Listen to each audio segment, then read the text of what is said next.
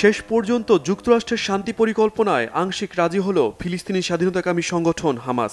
আর এর জেরে গাজায় বইতে শুরু করেছে শান্তির বাতাস। শুক্রবার হামাসের সম্মতির পর স্বস্তি প্রকাশ করেন মার্কিন প্রেসিডেন্ট ডোনাল্ড ট্রাম্প। ধন্যবাদ জানান কাতার, তুরস্ক, সৌদি আরব সহ মধ্যপ্রাচ্যের দেশগুলোকে। ইসরায়েলি বাহিনীকে গাজায় বোমা হামলা বন্ধের নির্দেশও দেন ট্রাম্প। বলেন, হামাস স্থায়ী শান্তির জন্য প্রস্তুত। জিম্মিদের নিরাপদে ফিরিয়ে আনতে গাজায় বোমাবর্ষণ বন্ধ করতে হবে। শান্তি পরিকল্পনা বাস্তবায়নের পথে যারা সহযোগিতার হাত বাড়িয়েছে প্রতিটি দেশকে আমি ধন্যবাদ জানাই।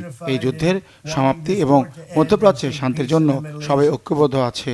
আমরা গাজা যুদ্ধের সমাপ্তির খুব কাছাকাছি আছি। মার্কিন প্রেসিডেন্টের নির্দেশ মেনে গাজায় অভিযান সীমিত করতে ইসরায়েলি বাহিনীকে নির্দেশ দেন নেতানিয়াহুর কার্যালয়। বলা হয়, গাজায় বোমা হামলা বন্ধের পাশাপাশি জিম্মিদের মুক্তির জন্য ট্রাম্পের পরিকল্পনা বাস্তবায়নে প্রস্তুত তারা। ট্রাম্পকে সব ধরনের সহযোগিতা করার আশ্বাসও দেয় নেতানিয়াহু প্রশাসন।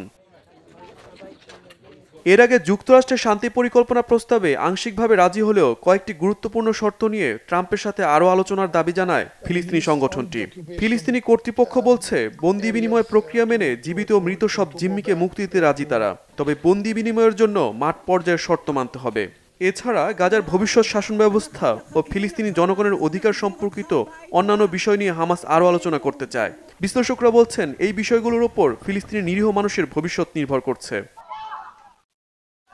এদিকে ট্রাম্পের শান্তি পরিকল্পনায় ফিলিস্তিনি সংগঠনটি রাজি হওয়ার সিদ্ধান্তকে স্বাগত জানিয়েছে জাতিসংঘ, ফ্রান্স, যুক্তরাজ্য, ইতালি, কলম্বিয়া, অস্ট্রেলিয়া, কাতার, মিশর সহ বিশ্বের বিভিন্ন দেশ। ট্রাম্পের হাত ধরেই গাজা যুদ্ধের সমাপ্তি দেখার অপেক্ষায় তারা। Shahid Arafat, Bangla Vision, news desk.